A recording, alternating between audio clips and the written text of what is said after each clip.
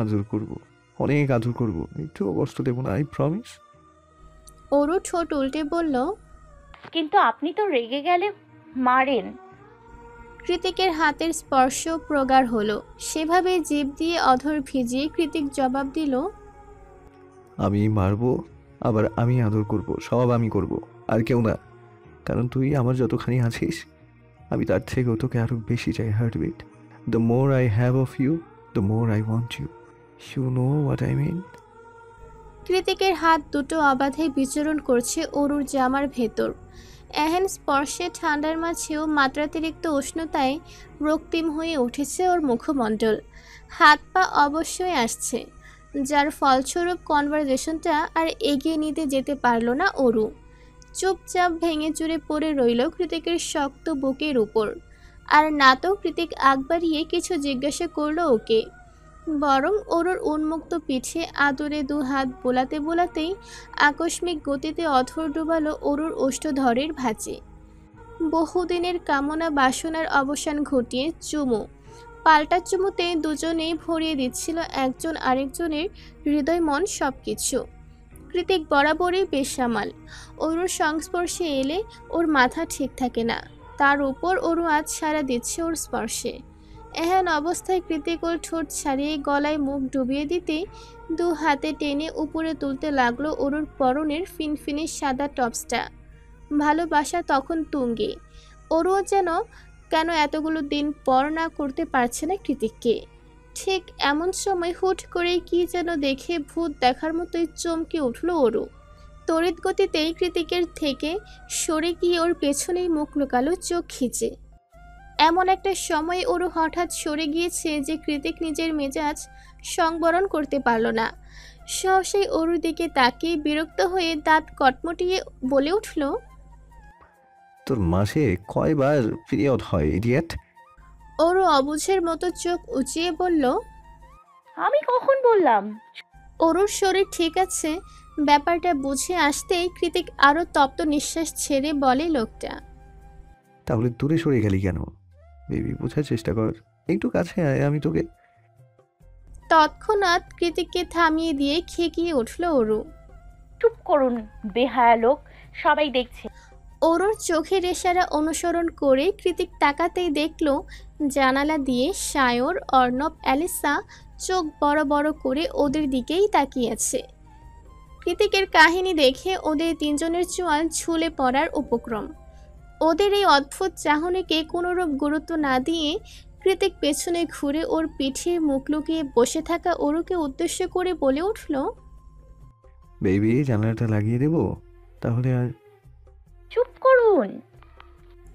কৃতিকের কথা শেষ হওয়ার আগেই অরু এমন চিৎকার দিল যে কৃতিক কেন ওদের তিনজনারও কানের পর্দায় তালা লেগে গিয়েছে। মাঝরাতে কৃতিকের বাড়ির ছোট্ট হলরুমটাতে গোল হয়ে বসে আছে ওরা তিনজন। সবার সিরিয়াস ভাবভঙ্গিমা দেখে মনে হচ্ছে খুবই গুরুত্বপূর্ণ বিষয় নিয়ে আলাপ হচ্ছে এখানে। ঘুমন্ত অরুকে বিছানায় শুয়ে দিয়ে একটু পর কৃতিকও নেমে এলো নিচে। সিঁড়ি ভেঙে নামতে নামতে বিরক্ত আওয়াজে কৃতিক বলল। কি ব্যাপার, তোদের বাড়ি ঘর নেই নাকি? এখানে কি চাস? কৃতিকের কথায় সায়র মানে লাগার মতো করে বলল। তুই আমাদের খোটা দিচ্ছিস? আমাদের? তুই জানিস আমার নেটওয়ার্ক কত? কৃতিক সায়রের কথায় পাত্তা দিল না। অর্ণবকে ডেকে বলল। সিরিয়াস আলাপ হচ্ছে এখানে থেকে, পারলে বুদ্ধি দে। কৃতিক গিয়ে আসন পেতে বসে পড়ল কাউচে। অতঃপর গেমিং রিমোট কন্ট্রোলটা হাতে নিয়ে বলল। কি হয়েছে বল, কি এমন জরুরি কারণে তোদের মাঝরাতে গোল মিটিংয়ে বসতে হলো? অর্ণব বলল। খুবই জৈলিক কারণ, তুই একটু সাইদকে টিক্স দে তো ভাই। বেচারা বাসার অব্দি দূরে থাক, বুকেরটা চুম্বক খেতে পাচ্ছে না। কৃতিক চোখ ছোট ছোট করে সায়রের দিকে তাকিয়ে সন্দিহান গলায় বলল। কেন পারছিস না? কোনো গোপন সমস্যা? কলিকাতা হার্বাল অর্ডার দেবো নাকি? অর্ণব তৎক্ষণাৎ কৃতিককে থামিয়ে দিয়ে বলল। আরে দূর, এমন কিছু না, বুঝেছি তো নার্ভাস। সবাই তো আর তোর মতো না যে গাড়ির ঘোড়ার মধ্যেই। হুট করে অ্যালিসার চোখ পাকানো দেখে অর্ধেক কথাতেই আটকে গেল অর্ণব। কৃতিক গেম খেলতে খেলতে জিভ দিয়ে গাল ঠেলে বলল, ও এই ব্যাপার, 2 পেগ মাল খাইয়ে বাড়ি পাঠিয়ে দে, দেখবি শুধু চুমু না আরো অনেক কিছু খেয়ে বসে থাকবে। কৃতিকের কথা শুনে সায়র ভ্রু কুঁচকে বলল। তুইও কি মাল খেয়ে চুমু খাস নাকি? কৃতিক ঠোঁট উল্টে বলল, আমার ওসবের প্রয়োজন হয় না, বউয়ের কাছে গেলে এমনিতেই নেশা হয়ে যায়, বউ আমার ব্যক্তিগত মাল। সায়র ফোঁস করে একটা নিঃশ্বাস ছেড়ে বলল। তা তো রাস্তাতেই দেখে এলাম। সায়র রাস্তার কথা বলতেই কৃতিক হাতের রিমোটটা ছুঁড়ে ফেলে দিয়ে উঠে যেতে যেতে বলল, ধুস শালা, এতক্ষণ ধরে নিজেকে সামলিয়েছিলাম, দিলি তো মনে করিয়ে। ওদিকে অর্ণব সায়রের জন্য গ্লাস ভর্তি বিয়ার নিয়ে এসে কৃতিকের যাওয়ার পানে তাকিয়ে বলল। কিরে কোথায় যাচ্ছিস? ওকে মাল খাওয়াতে হবে তো। কৃতিক যেতে যেতে নির্লিপ্ত কণ্ঠে জবাব দিল। বউয়ের কাছে। অর্ণব বেচারা আর কী বা করবে, একা হাতে সায়রকে মাল খাওয়ানোর মোক্ষম দায়িত্বটা পালন করতে শুরু করলো। ভরসা একটাই, এবার যদি ছেলেটা একটু খোলস থেকে বেরিয়ে নিজের আপন বউকে 2-1টা চুমু খেতে পারে। গভীর রাতে সান ফ্রান্সিসকোর রাস্তাঘাট কিছুটা ফাঁকা, তবে শহরের অলিগলিতে মাতাল মানুষের অভাব নেই। কেউ অফিস কলিগদের সাথে লেট নাইট পার্টি করে বাড়ি ফিরছে, তো কেউ বন্ধু বান্ধবদের সাথে, কেউ বা প্রচণ্ড নেশায় বুঁদ হয়ে রাস্তার মাঝে শুয়ে পড়েছে নির্দ্বিধায়। ওয়েল, আমেরিকাতে এটা নতুন কিংবা আশ্চর্যের কিছুই নয়। এই মাতালদের ভিড়ে আজ এক নতুন মাতাল যোগ হয়েছে। তার নাম সায়র আহমেদ। সে হলো ফরেনার মাতাল। সায়র আমেরিকান সিটিজেন বহু বছর ধরে, কিন্তু কৃতিক, অর্ণব, অ্যালিসার মতো উদ্ভ্রান্ত আর অনেকটা উগ্র টাইপ থ্রিলিং বন্ধুবান্ধবদের সাথে মিশেও ওর স্বভাব চরিত্রের পরিবর্তন হয়নি একটুকুও।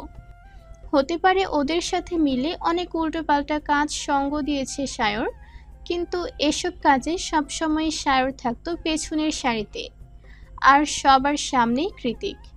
ছেলেটার জন্মই হয়েছে বোধহয় সবার সাথে বেয়াদবি করার জন্য। রিডিউকিউলাস। এক কথায় কৃতিকের সাথে তুলনা করতে গেলে সায়র হলো শুদ্ধ পুরুষ, সরলতার প্রতিমা যাকে বলে। নিজের বউকে চুমু খাওয়ার কথা কল্পনা করলেও আতঙ্কে শরীরের লোমকূপ সব দাঁড়িয়ে যায় তার। কিন্তু আজ নিজেকে বরাবরই শুদ্ধ পুরুষ খেতাবে ভূষিত করা এই সায়রের 2 মগ বিয়ার খেয়েই নেশা ধরে গিয়েছে। চোখের সামনে সবকিছু কেমন তুলছে। ওর মনে হচ্ছে ও মেঘের মতো হাওয়ায় ভেসে ভেসে বাড়ি ফিরছে। কি আশ্চর্য চমৎকার এই অনুভূতি। এক পর্যায়ে ভাসতে ভাসতেই ঘরের দুয়ারে পা রাখল সায়র। সায়র যখন বাড়িতে ফেরে তখন নীলিমা কোমরে ওড়না গুজে ঘরের কাজ করায় ভীষণ ব্যস্ত। সে একদিকে ঘরদোর ভ্যাকিউম করছে, অন্যদিকে একটু পরপর দৌড়ে গিয়ে দক্ষ হাতে কড়াইয়ের স্প্যাচুলা নাড়ছে। নীলিমার কর্মকাণ্ডে হয়তো কেউ কল্পনাও করতে পারবে না যে এই মেয়েকে সায়র বিয়ের আসর থেকে তুলে এনে জোর করে বিয়ে করেছে। মাত্র 2 মাস যেতে না যেতে কেমন পাকা ঘরণী হয়ে উঠেছে সে। আচ্ছা, নীলিমাকে কি আসলেই জোর করে বিয়ে করা হয়েছিল নাকি অন্য কিছু? কাজের ফাঁকে হঠাৎ সায়রকে দেখতে পেয়ে নীলিমা তড়িঘড়ি করে এগিয়ে এসে বলে উঠল, দেখুন না, সন্ধ্যা হতেই ঘুমাই গেছিলাম, রাতের রান্না বসাতে একদম মনে নাই। থাক, মঙ্গল গ্রহ থেকে খেয়ে এসেছি। অস্ফুটে এই কথাটা বেরিয়ে এলো টালমাটাল সায়রের মুখ ফসকে। সায়রের এহেন অদ্ভুত কথার মানে বুঝতে না পেরে নীলিমা দরজার দিকে এগিয়ে এসে ভ্রু কুঁচকে শুধালো, কি বলবেন? নীলিমার কথার প্রত্যুত্তরে কিছুই জবাব দিল না সায়র। উল্টে ওকে সূক্ষ্ম চোখে পরখ করে আঙুলের কর গুনতে গুনতে বিড়বিড়ালো, 1টা বউ, 2টা বউ, 3টা, 4টা, 10টা বউ। চোখ দুটো বড় বড় করে মুখের উপর এক হাত চেপে ধরে বিস্ময়কর কণ্ঠে কথাটা বলল সায়র। সায়রের কথার আগামাথা কিছুই বোধগম্য নয় নীলিমার। এত রাতে এই কিসব মশকরা বুঝতে পারছে না ও। তাই সায়রের উপর কিছুটা চটে গিয়ে নীলিমা ঝাঁঝিয়ে বলে উঠল, কি বলেন এসব আবোল তাবোল? আর 10টা বই বা কোথায় পেলেন? শুট থেকে তো আর আসেননি, তাহলে কোথা থেকে এসেছেন সত্যি করে বলেন। সায়র একটু দম নিয়ে ভাবল, অতঃপর আঙুল উঁচিয়ে সিলিংয়ের দিকে দেখিয়ে বলল, জুপিটার থেকে মাত্রই তো স্পেসশিপে ল্যান্ড করলাম। সায়রের কথায় নীলিমা ঠোঁট টিপে হাসি সংবরণ করে বলল, তার মানে আপনি বলতে চান আপনি এতক্ষণ মহাকাশে ছিলেন, তাই তো? সায়র তৎক্ষণাৎ ঠোঁট উল্টে জোরে জোরে হ্যাঁ বোধক মাথা নাড়ালো। তা মহাকাশে মদ কোথায় পেলেন? সায়র দীর্ঘশ্বাস ছেড়ে বলল, আর বলো না, মাঝাকাশ এলিয়েন গুলো হকারি করছিল, খুব দরিদ্র ওরা, দেখে মায়া হলো, তাই কিছু মদ দিয়ে 2টো টাকা কিনেছিলাম। নীলিমা ভ্যাবাচ্যাকা খেয়ে গেল সায়রের প্রত্যুত্তর শুনে। ওকে আরেকটু বাঁচিয়ে দেখলে মন্দ হয় না, সেই ভেবে এবার আরও দ্বিগুণ উৎসাহ নিয়ে কৌতুক কণ্ঠে নীলিমা শুধালো। তা এখন আপনি কোথায় আছেন? সায়র ঠুলতে ঠুলতে হলের কাউচের উপর গিয়ে বসে পড়ে, বলল, কোথায় আবার চাঁদ? অর্ণবের বাচ্চাটা কি জোরে জোরে স্পেসশিপ চালায়, মাথাটা ঘুরে গেল আমার। এমনিতেই মদ খেয়েছি, তার উপর যদি নেশা ধরে যায় তাহলে কি হবে বলো তো? আমি তো বুলবল বকতে শুরু করবো তখন। নীলিমা সায়রের দিকে এগিয়ে গিয়ে উদ্বিগ্ন কণ্ঠে বলল, আচ্ছা, আপনি যদি চাঁদেই থেকে থাকেন তাহলে বলুন তো আমি কে? সায়র তৎক্ষণাৎ ভ্রু কুঞ্চিত করে নাকটা সিকোয় তুলে নীলিমার দিকে দৃষ্টিপাত করে গম্ভীর গলায় বলল, তুমি আবার কি? যাদের সেই ডাইনি বইটা না, কাজকর্ম বাদ দিয়ে যে সারাক্ষণ সুতো কাটে। কি? আমি ডাইনি বুড়ি? সায়রের কথায় খেকিয়ে উঠল নীলিমা। সায়র দিন দুনিয়া হুঁশ হারিয়ে পুনরায় চোখ মুখ কুচকে বলল, হ্যাঁ, ডাইনি তো। কি বিচ্ছিরি দেখতে তুমি, ওয়া।